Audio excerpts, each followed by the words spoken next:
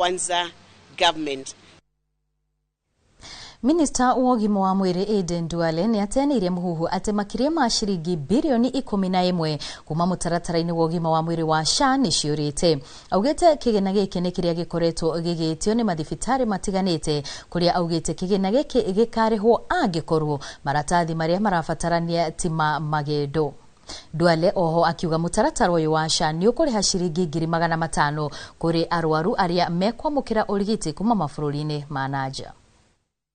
That there have been no loss of 11 billion from the Social Health Authority.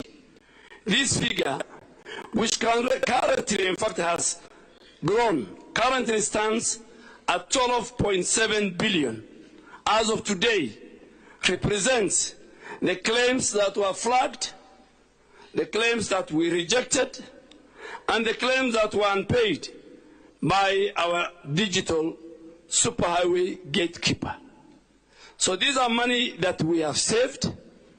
These are money that if NHIF was in place today and was using the manual system, this money could have been paid to provide us. And I'm ready to give this 12.7 billion that we have rejected, that we have unpaid for, that we said we will not pay because of number of reasons, because of fraud.